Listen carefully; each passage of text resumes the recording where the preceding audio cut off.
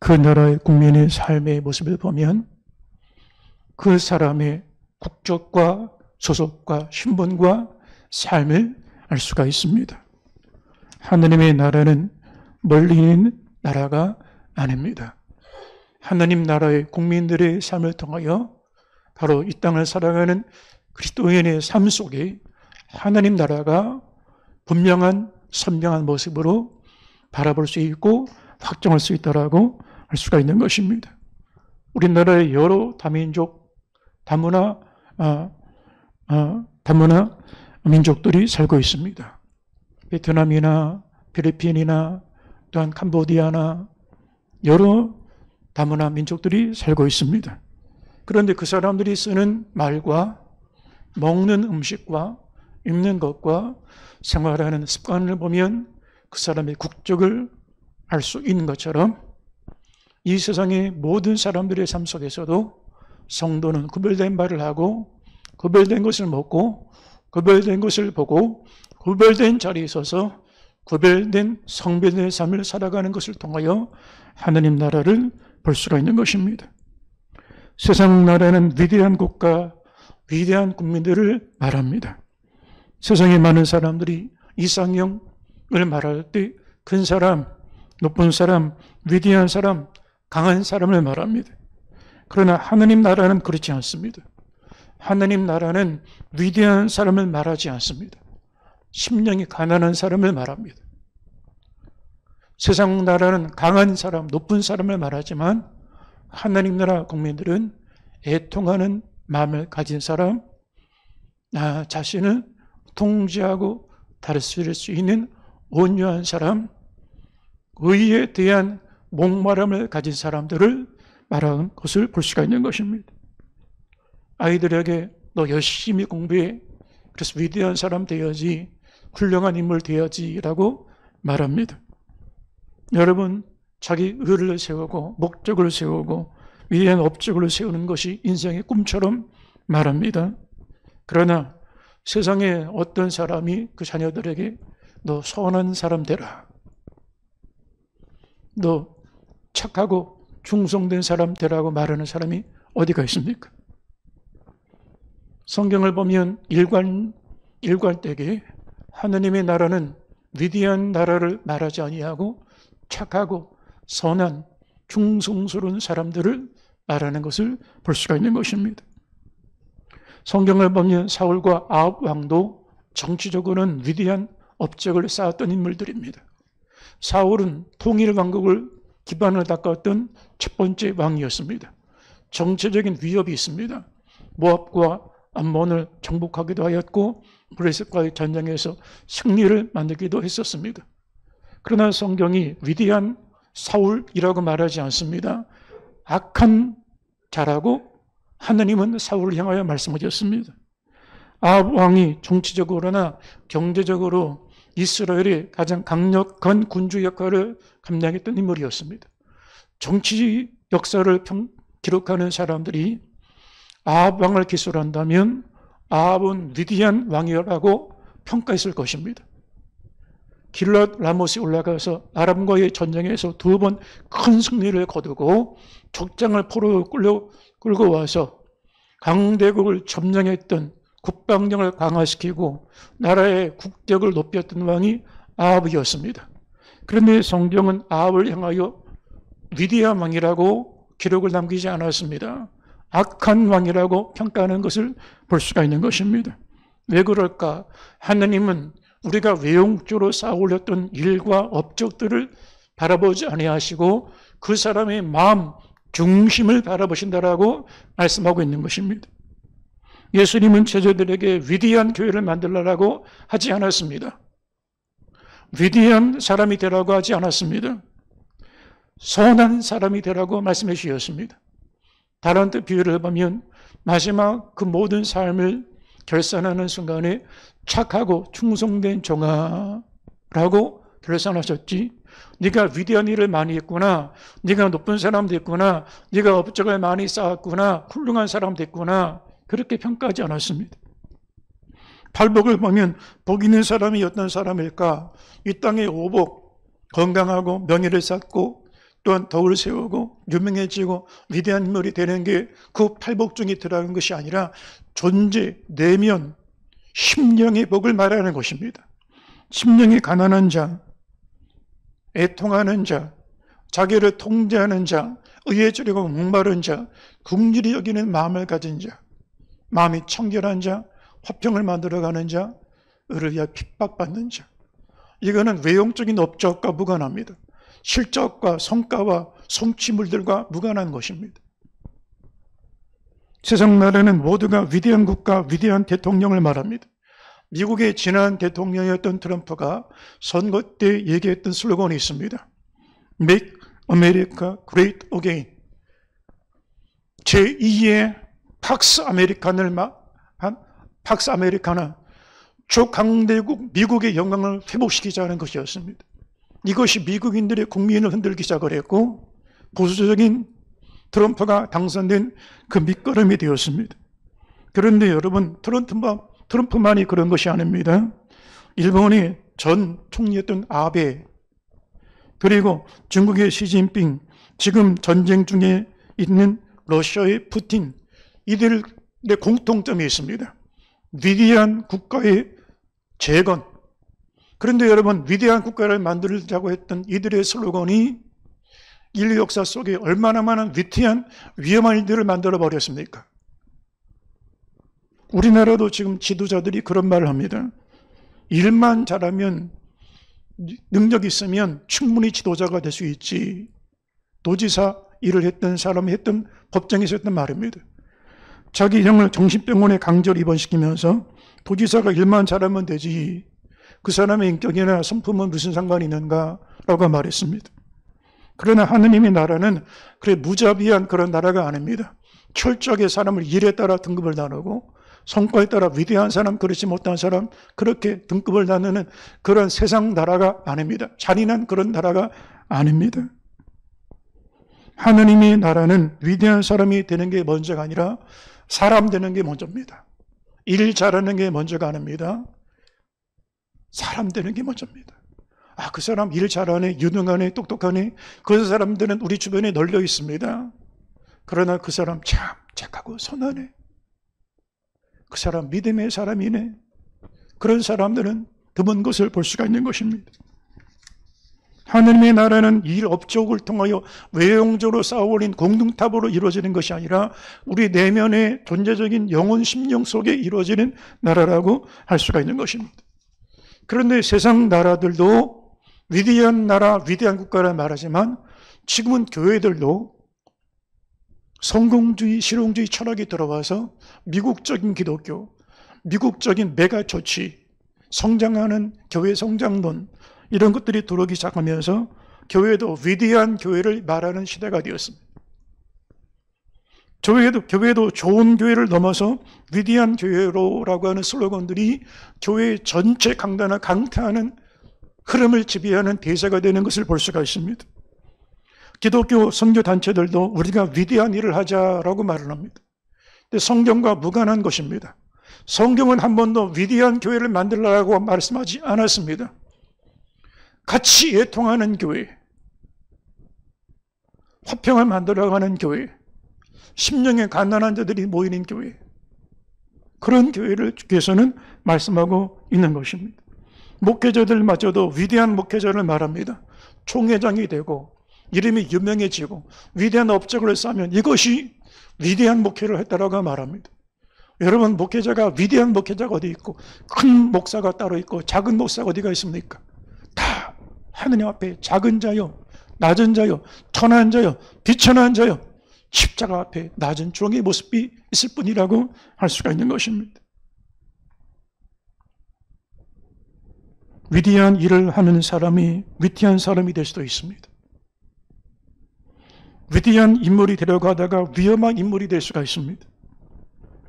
일을 잘하는 사람들 보면 완벽합니다. 그런데 이 일은 잘하는데 마음이 굳어 있습니다. 급박합니다. 메말라 있습니다. 심령이 거칠어 있습니다. 왜 그럴까? 이 사람은 일 중심으로 살았지 사람 중심이 아닙니다. 그래서 일은 잘하는데 사람을 잃어버립니다. 여러분, 일하는 목적이 무엇입니까? 사람을 구하기 위한 것 아닙니까? 사람을 세우기 위한 것 아닙니까? 사람을 얻기 위한 것 아닙니까? 그런데 이 길에 몰두하고 이 길에 성취하고 일 중심으로 평생을 살다 보면 사람을 잃어버립니다. 내 주위에 가족이 없습니다. 내 주위에 친구가 없습니다. 내 주위에 동료가 없습니다. 하나님 나라는 일이 먼저가 되는 그런 잔인하고 무자비한 기업 단체가 아닙니다. 하나님의 나라는 일이 먼저가 아닙니다. 사람이 먼저입니다. 존재와 내면이 먼저인 것입니다. 이 하나님 나라의 국민은 자기 의가 무너지고 예수 십자가의 의에 목마른 자들이라고 말씀하고 있습니다. 왜 예수 십자가의 의에 목마르라 할까?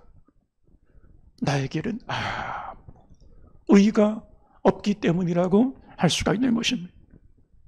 그런데 세상 사람들은 의에 대하여 목마르거나 줄이지 않습니다. 왜 그럴까요? 내 의가 가득한데요. 나는 도덕적으로 흠이 없고 나는 육체로는 흠이 없고 자랑할 것이 많고 내세울 것이 많은데요. 굳이 믿음 상관하지 않아도 사는데 불편함이 없는데요. 하나님이 나를 도와주지 않아도 내 인생 편안하고 먹고 사는 게 넘쳐나는데요. 오히려 하나님 번거롭게 나를 간섭하지 말아주세요. 목사님 간섭하지 마세요. 내가 신앙생활하는데 문제 없습니다. 지금까지 문제 없이 내가 살아왔는데요. 라고도 생각합니다. 그리고 이 세상 것에 목말라합니다. 더 가지려고 하고 더 높아지려고 하고 더 올라가려고 하고 모아 더 목말라합니다. 가진 자가 더 가지려 합니다. 높은 자가 더 높아지려 합니다. 남을 짓밟든지 끌어내리든지 상관이 없습니다. 영원한 것에 대하여, 의에 대하여, 거룩에 대하여, 진리에 대하여, 사랑에 대하여, 변치 않는 것에 대하여 목말하지 않습니다. 육체의 것에 대하여 썩어질 것, 없어질 것, 소멸될 것은 목말라 하는데 영원한 것에 대하여 목말하지 않습니다. 그러나 하나님 나라 국민들은 이 땅의 것, 썩어질 것, 없어질 것, 육체의 만족에 목말라고 사는 게 아닙니다. 변치 않은 영원한 하나님의 의에 대한 목마름을 가지고 사는 사람들인 것입니다. 육체의 목마름 때문에 사는 게 아니라 영적인 목마름을 가지고 사는 사람들이라고 할 수가 있는 것입니다. 지금은 떠나셨지만 우리나라 지성을 대표했던 이효령 교수가 그렇게 평생 동안에 무신론자로 살았던 인물이 기독교로 귀의하고 세례를 받았습니다. 그리고 왜 내가 이렇게 무신론자로 살다가 기독교인이 됐는가? 그것을 책자로 그의 고백으로 남겼습니다. 지성에서 영성으로. 이 책자 속에 그는 이렇게 고백을 합니다. 여러분, 배가 고프면 어디를 갑니까? 식당에 갑니다. 뭔가 지적인 갈등이 느끼면 어디를 갑니까? 도서관에 갑니다. 몸이 아프면 어디를 갑니까? 병원에 갑니다. 그러면 심심하고 마음이 고플 때는 어디를 갑니까? 노래방을 가서 노래하며 풀거나 영화관을 가거나 합니다. 그런데 아무리 먹어도 배가 채워지지가 않고 마음이 채워지지가 않고 아무리 좋은 노래를 불러도 가슴이 먹먹하고 풀리지가 않을 때 영혼이 목마를 때 어디를 갑니까? 그때 교회를 간다는 거예요. 세상의 권력이나 돈이나 지식으로 채울 수 없기 때문에 그래서 내가 이 요령이 교회를 나오게 됐다는 거예요. 인간은 영적인 존재로 지음받았습니다.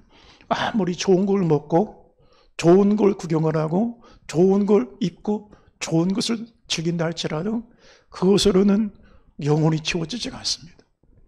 하나님이 우리를 지으실 때 숨을 불어넣어 주셨습니다. 하나님의 영을 우리 가운데 불어넣어 주셨습니다. 영원한 하나님과 이어서 살게 만들어 주셨습니다. 이 세상의 모든 것을 가져도 채워지지가 않습니다. 이 세상이 줄 수 있는 것은 마치 바닷물과 같습니다. 여러분, 아무리 목이 말라도 바닷물은 마시면 마실수록 더 목이 마릅니다. 그래서 아무리 조난을 당해도 바닷물은 먹으면 죽게 됩니다. 그래서 바닷물을 마시지 못하게 만드는 이유가 거기 있다고 할 수가 있습니다. 세상이 주는 모든 것이 다 똑같습니다. 많은 걸 가지면 만족할까요? 인간의 욕망이 채워지지가 않습니다. 더 많이 가져야 됩니다. 더 많이 가져야 됩니다. 좀 올라가면 만족할까요? 만족이 없습니다. 국회의원 달면 한 번 더 하려고 하고, 한 번 더 달면 의장 하려고 하고, 그리고 더 거기서 끝나는 게 아닙니다. 대통령 되고 싶어 합니다. 인간의 욕망은 세상 곳으로는 바닷물처럼 채워지지가 않는 것입니다. 죄가 주는 쾌락이 있습니다. 그러나 이 쾌락은 중독되게 만들어버리는 것입니다. 여러분, 마약에 빠지는 사람들이 요즘에 우리나라 점점 많아지고 있다고 하는데, 처음에 마약 손댔다가 강력한 마약을 줬고 또 강력한 마약을 줬다가 결국 영혼이 죽고 생명을 잃어버리게 되어지는 것입니다. 그러나 하느님 나라 국민은 세상이 주는 것에 목마른 자들이 아닙니다. 영원하신 하느님께 대한 목마름을 가지고 사는 자들이라고 할 수가 있는 것입니다. 지금 한국 사회의 위기는 결핍, 부족함의 위기가 아니라 풍요, 너무 부유한 것이 한국 사회의 위기라고 할 수가 있습니다. 사람들이 고난과 가난, 결핍이 문제가 아니라 풍요와 부유가 더 큰 위기를 만드는 것을 볼 수가 있습니다. 여러분, 요한계시록 3장에 보면 라오디게아 교회의 모습이 나옵니다. 이 라오디게아 이 지역은 고급 염료를 만들어서 옷감을 짭니다. 그래서 주변에 무역을 합니다. 그러다 보니까 상대적으로 요한계시록의 7교회 중에 가장 소득이 높은 교회가 바로 라오디게아 교회였습니다. 교인들이 소득이 높으니까 영적인 것에 관심이 없습니다. 그리고 그들은 차지도 아니하고 덥지도 않은 믿음 생활을 했습니다. 그때 성령께서 라오디게아 교회를 향하여 이렇게 책망하셨습니다. 라오디게아 교인들이 나는 부자라 부족함이 없다. 나는 소득도 높고 사회적으로 높고 나는 부족함이 없다라고 말하는 것을 보고 내 가련한 것과 벌거벗은 것을 알지 못하는도다. 그러므로 내가 안약을 사서 내 눈에 발라. 네가 네 눈이 멀어서 네 자신을 알지 못하고 있으니 네 영혼이 벌거벗은 것과 가련한 것, 네 영혼이 가난한 것을 알게 하라. 차든지 덥든지 해라. 미지찌근하지 마라. 그렇지 않으면 내가 토하여 내치리라고 경고하시는 것을 볼 수가 있습니다. 지금 한국교회가 차지도 않고 덥지도 않은 그런 메마른 그 교회가 되고 말았습니다. 한국교회가 부자교회가 되었습니다. 지식의 부자, 경험의 부자, 조직과 예산의 부자가 되었습니다. 그리고 이렇게 말합니다. 한국교회에 아무 문제 없다. 끝도 없다라고 생각합니다. 나는 부자나 부족함이 없다라고 말합니다. 그런데 성령께서는 지금 한국교회를 향하여 네가 부자라고 말하는데 안양을 사서 네 눈을 발라보게 해라. 네가 영적으로 눈이 멀었거나 네 영혼이 얼마나 가난하고 의식과 마음이 얼마나 가난한지를 네가 모르는구나. 중세 로마 교회, 가톨릭 교회의 위기는 가난과 결핍의 위기가 아니라 교회가 모든 것을 가진 데 있었습니다. 한 번은 토마스 아퀴나스 교부를 향하여 교황이 이렇게 말을 했습니다. 아퀴나스 교부요, 지금 로마 교회는 모든 걸 가졌어. 은도, 금도, 권력도 다 가졌어. 황제가 달이면 교황은 태양이었어. 황제의 머리 위에 교황이 있었던 때입니다. 그런데 아퀴나스가 그 말을 듣고 교황을 향해 이렇게 말했습니다. 우리는 은도 있고 금도 있으나 예수가 없어. 예수를 잃어버린 교회, 천년의 암흑기 교회가 되고 말았습니다. 여러분, 한국교회도 지금 똑같은 상황 속에 놓여 있습니다. 교회가 부족함이 없습니다. 굳이 기도하지 않아도 사는데 불편함이 없습니다. 주일날 이렇게 번거롭게 예배드리지 않아도 천당 가는데 지정함이 없다라고, 지금까지 내가 이렇게 믿음 생활했는데 아무 문제 없다라고 생각을 합니다. 예전에 GMP 500불일 때 한국교회가 100만 성도가 모여 예배를 드리고 여의도 광장에 74 엑스폴로 집회를 할 때 빌리그리암 목사님 모였을 때 100만 명이 모여 부르짖는 기도를 드렸습니다. 지금은 GMP가 2만 달러, 3만 달러가 넘어가면서부터 기도에 대한 목마름을 잃어버렸습니다. 기도할 필요가 없습니다. 그 시간에 즐길 것이 너무 많은데요. 번거롭게 예배 그렇게 번거롭게 자주 드릴 필요 없습니다. 한 번 예배만 왔다가 하면 끝나는 것이라고 생각합니다. 예전에는 기도원마다 사람들이 넘쳤습니다.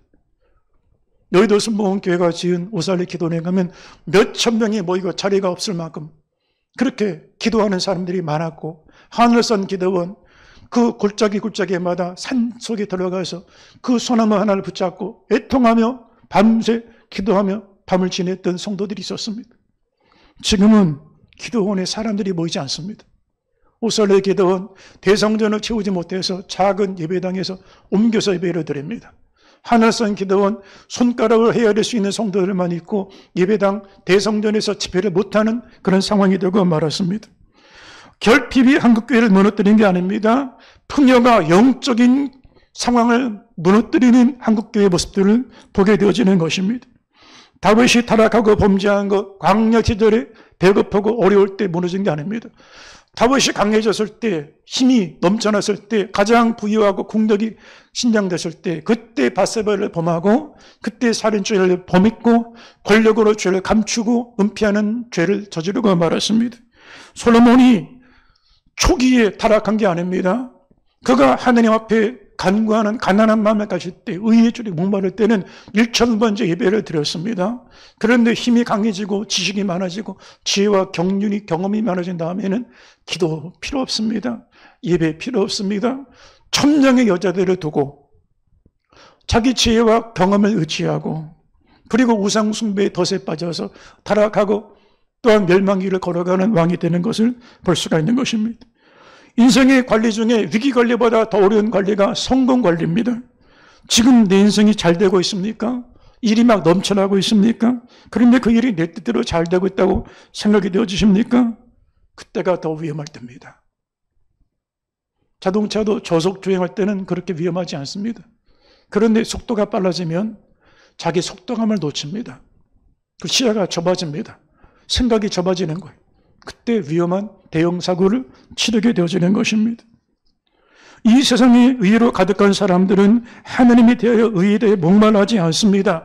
기도에 대하여 목말라하지 않습니다. 굳이 예배드리지 않아도 상관이 없습니다. 그런데 그때가 가장 위험할 때입니다. 자신만만할 때, 그때 이미 선지로 생각한 자는 넘어질까 조심해라. 이미 교만해지는 그 순간에 하나님께서는 그를 버리시는 것입니다. 사울이 교만하여 하나님 말씀보다 자기 생각을 앞세울 때, 자기 경험을 앞세울 때 하나님은 사울을 버리셨습니다. 다윗이 언제가 가장 위험합니까? 스스로 우러운 줄 알았을 때, 내 인생이 잘 나간다고 생각할 때, 국가 경영이 아무 문제 없다고 생각될 때, 다윗 인생의 최고의 고속도로 인생을 질주할 때, 그때 살인죄를 범했고 그때 밧세바를 범하게 되는 것을 볼 수가 있는 것입니다. 자기 의를 따라가는 사람은 십자가와 원수된 길을 걸어갑니다. 믿음이 필요 없습니다. 내 지식과 실력과 능력으로 사면 되는 것입니다. 육체의 소욕대로 삽니다. 내 마음대로, 내 기분대로, 내 멋대로, 본능대로 살아갑니다. 기성대로 살아갑니다. 이성대로, 감성대로 살아갑니다. 기성대로 살든지 감성대로 살든지 본성대로 사는지 육체의 욕심대로 사는 것입니다. 갈라디아 5장 16절 한번 보겠습니다. 내가 이르노니 너희는 성령을 따라 행하라. 그리하면 육체 욕심을 이루지 아니하리라. 육체의 소욕은 성령을 거스리고 성령은 육체를 거스리나니 이 둘이 서로 대적함으로 너희가 원하는 것을 하지 못하게 하려 함이니라. 인간이 자기 이성대로 살든지 감성대로 살든지 본성대로 살든지 육체의 소욕대로 사는 것입니다. 하나님 없이 사는 것입니다. 그러면 성령을 거스리고 하나님을 거스리고 살게 되어진다는 것입니다. 결국 자기 의로 가득한 사람은 십자가와 원수된 길을 걷게 되어지는 것입니다. 자기 의로 가득한 사람은 자기 생각을 주장합니다. 왜 내 뜻대로 안 됩니까? 내가 목적을 세웠는데 내 목적대로 왜 이룰 수 없습니까? 라고 원망하고 또한 다른 사람 판단하고 정죄하고 비난하는 사람으로 바뀌게 되어집니다. 여러분, 그래서 위대한 사람이 될수록 위태한 사람 되고 위험한 사람이 되고, 위대한 교회를 이루려고 할수록 교회의 의가 넘쳐날수록 위험한 교회가 되고 위태한 교회가 될 수가 있는 것입니다. 사도 바울이 예수님 만나기 전에 그는 자기 의로 가득한 사람이었습니다. 빌립보 3장 4절에 바울의 이력서가 나옵니다. 거기 본문에 보면 나도 육체를 신뢰만 하며 자기 육체에 자랑할 게 많다는 것입니다. 공부도 가장 많은 공부를 했고 할례도 정통적으로 8일 만에 정통 순혈 이스라엘의 핏줄대로 내가 지켰고 베냐민 지파요 히브리니요 율법으로 바리새인이요 정통 보수 바리새인이요 교회를 핍박하고 율법으로 흠이 없는 자다. 자기 의로 가득했습니다. 도덕적으로 종교적으로 유대교회 1등 신자요 1등 랍비요 1등 바리새인이었습니다. 근데 그때 어떤 죄를 범합니까?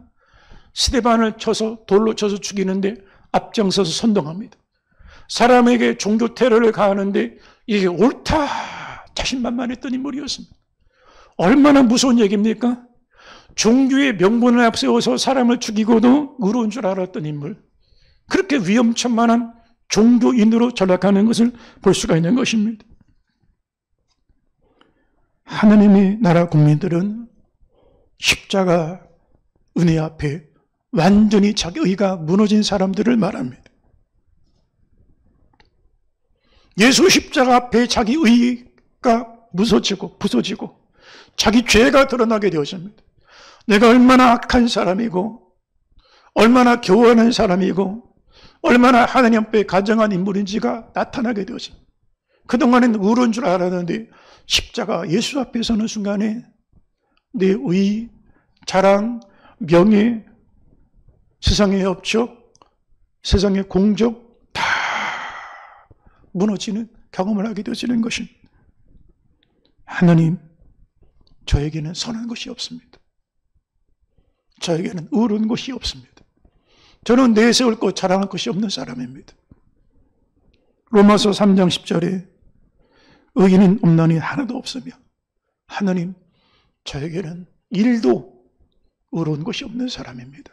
하나도 없습니다. 깨내는 자도 없고 저는 하나님을 알지 못했고 저는 제 자신이 누군지도 모르고 살았습니다. 제가 하는 말이 무슨 말인지 내가 인생에 걸어온 길이 무슨 길인지도 모르고 깨닫는 자도 없이 나는 그렇게 살았습니다. 바울은 이 십자가 진리를 깨닫고 난 이후에 내 안에 악이 존재한다. 죄가 작동한다는 사실을 비로소 그는 인식하기 시작을 했습니다. 로마서 7장 21절에 그러므로 내가 한 법을 깨달았노니 그 선을 행하기 원하는 나에게 악이 함께 있는 것이로다. 은혜를 알기 전에는 내가 의로운 줄 알았고 선 줄 알았고 된 줄 알았고 이런 줄 알았고 떳떳한 줄 알았어요. 괜찮은 줄 알았어요. 나 괜찮은 사람인데 이런 줄 알았어요. 은혜를 알고 나니까 나는 괜찮은 사람이 아니구나. 난 도덕적으로 파산한 사람이고 영적으로 나는 죽은 자요. 내 심령은 이미 죽은 자와 동일하고 내 안에 악이 존재하는구나. 여러분, 하나님 나라 국민들의 공통점은 바로 여기 있습니다. 하나님, 저에게는 의가 없습니다. 육체로는 자랑할 것이 없습니다. 예수 외에는 자랑할 것이 없습니다. 은혜 아니면 나는 설 수가 없고 은혜 아니면 나는 살 수가 없습니다. 내 힘으로 버티고 온 게 아닙니다. 내가 잘나서 여기까지 온 게 아닙니다. 은혜로 산 것입니다.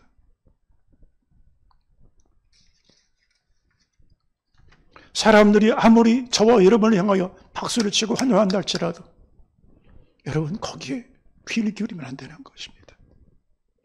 다윗이 가장 강력한 군주가 되어 랍바성 암몬 땅의 수도를 공략을 할 때 여기만 공략하면 모압, 암몬, 블레셋, 에돔, 저 아람까지 다 정복을 하는 때가 되었습니다. 땅 영토가 가장 넓어진 때가 됩니다. 국민들이 점점 번성합니다. 국민들의 생활 수준이 높아졌습니다. 그런데 하나님은 그때 다윗에게 너는 악하다 그랬습니다. 사람들이 아무리 다윗을 위대한 왕이라고 얘기하고 주위의 모든 사람들이 신하들이 그를 위대한 업적을 세운 왕이라고 말할지라도 하나님은 다윗의 죄를 아셨습니다. 다윗의 밧세바를 범하고 우리아를 죽였던 그 모습을 보고 악하였다. 하나님 보시기에 악한 자였다. 이렇게 말씀하고 있습니다. 여러분, 사람들이 우리를 향하여 박수를 칩니까? 사람들이 저와 여러분을 인정해 줍니까? 환영해 줍니까? 높여 줍니까? 훈장을 달고 자랑할 것이 생겼습니까? 하나님은 그게 아니에요. 우리 심령 안에 믿음이 있는가 없는가를 보시고 그렇지 않다면 악하다라고 말씀하신다는 거예요. 자기 의에 가려지면 영적인 소경이 되기가 쉽습니다. 여러분, 내가 의롭다고 생각되면 순간부터 이 사람은 이게 잘못이고 저 사람은 저게 잘못이고 판단하기 시작합니다. 내 안에 의가 없고 예수님의 십자가 의가 필요하다고 생각하는 사람이 누구일래? 다른 사람을 판단합니까? 판단할 자격이 되기는 없는 거예요. 그러니 하나님 나라 국민들은 섣부르게 다른 사람 판단하거나 비판하지 않습니다. 그런데 하나님의 의를 모르면 자기 의가 충만하여 자기 지식, 자기 명예, 자기 생각 가지고 자기 의를 통하여 이 사람 저 사람 판단하고 정죄하고 비난하게 되어지는 것입니다. 자기 의가 가득하게 되면 사람은 스스로 교만하게 되고 의에 주려고 목마르게 되면 사람은 점점 겸손하게 되어지는 것입니다. 자기 의가 가득하면 사람은 점점 내가 큰 사람인 것처럼 큰 사람 노릇하게 되고 의에 주려고 목마른 자가 되면 자기를 낮추고 누구든지 으뜸이 되고자 하는 자는 모든 사람의 종이 되어야 하리라. 모든 사람 앞에 자신을 낮추는 종된 자리에 서게 되어지는 것입니다. 자기 의로 가득한 사람은 자기 애로 가득합니다. 근데 여러분, 자기 일을 사랑하는 자기 애가 가시가 되고 엉겅퀴가 되어 내 자신을 찌르는 고통으로 다가오게 되어지는 것입니다. 사람들이 이렇게 말합니다. 나는 다른 사람에게 상처받아서. 근데 여러분, 다른 사람에게 상처를 받은 게 많은 게 아닙니다. 내가 그 사람에게 준 상처가 훨씬 더 많습니다. 이렇게 말합니다. 다른 사람들이 나를 힘들게 하고 내 발목을 잡는다고 말합니다. 그렇지 않습니다. 내 인생의 발목을 잡는 것은 나 자신입니다. 내가 나를 소중히 여긴다고 생각하지만 가장 나를 냉혹하게 가혹하게 학대하는 사람이 누구냐? 나 자신입니다. 제 얘기가 아닙니다. 로마서 7장 본문 23절을 보니까 내 지체 속에서 한 다른 법이 내 마음의 법과 싸워 내 지체 속에 있는 죄의 법으로 나를 사로잡는 것을 보는도다. 내가 나를 사로잡는다는 거예요. 내가 내 인생의 발목을 잡는다는 거예요. 자기 의가 가득한 사람은 순종하지 않습니다. 왜요? 내 생각에 옳은 것만 받아들이고 그렇지 않은 건 다 내쳐버려요. 신앙생활도 마찬가지입니다. 강단에서 말씀이 선포돼도 납득되고 설명되는 것은 이해가 되는 건 순종하고 납득되지 않은 건 순종하지 않습니다. 성경은 이것을 주술행위와 같다라고 말합니다. 사무엘상 15장 22절 이하에 그 말씀을 전부는 보지 않습니다. 순종이 제사보다 낫고 드는 것이 수양의 기름보다 나으니 거역하는 것은 점치는 죄, 주술하는 행위와 같고 완고한 것은 사신 우상에게 절하는 죄와 같답니다. 여러분, 무당에게 가서 주술을 하면 무당이 점괘를 봅니다. 그런데 유리한 점괘는 받아들이고 복치를 줍니다. 근데 불리한 점괘는 액땜을 하기에 어떻게 하면 됩니까? 복치를 높이 주거나 불리한 그런 점괘는 받아들이지 않습니다. 주술하는 행위가 그런 것입니다. 근데 사울이 하느님 말씀을 들을 때 자기한테 유리한 건 받아들이고 납득되는 건 받아들이고 내 생각에 싫은 거, 원치 않은 거는 받아들이지 않았다는 거예요. 이거는 순종이 아니고 주술행위라는 것입니다.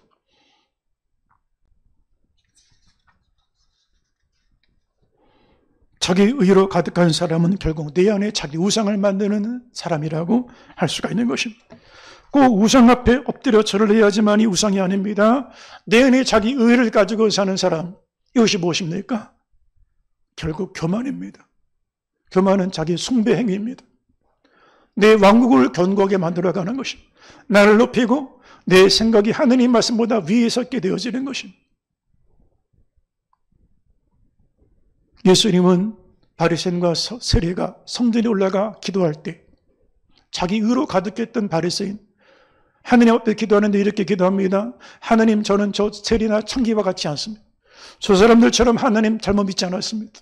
저는 제대로 믿었고 정한 금식 기도를 드렸고 정한 11조 생활을 했고 바르게 하나님을 섬겼습니다. 자랑은 하고 자신만만한 기도를 드렸습니다. 그런데 세리는 고개를 들지 못하고 가슴을 치면서 하나님 저를 불쌍히 여주십시오. 저는 아무 의가 없는 자입니다. 누가 하나님 나라 국민이 되었다는 것입니까? 바리새인이 아니라 세리가 의로운 땅을 받고 내려가느니라. 누가 하나님 나라 국민입니까? 자기 의로 가득한, 세상의 의로 가득한 위대한 사람이 아니라 내 안에 자기 우상이 무너지고 자기 의가 십자가 앞에 철저히 무너지고 하나님 저는 죄인입니다. 예수 십자가 은혜로 살았고 예수 십자가 은혜로 구원을 받았고 그 의에 대한 목마름으로 사는 자들, 그들이 바로 하나님 나라 국민들이요 우리 성림교회 성도들이 되시기를 주의 이름으로 축원합니다. 우리 함께 동성으로 기도하겠습니다.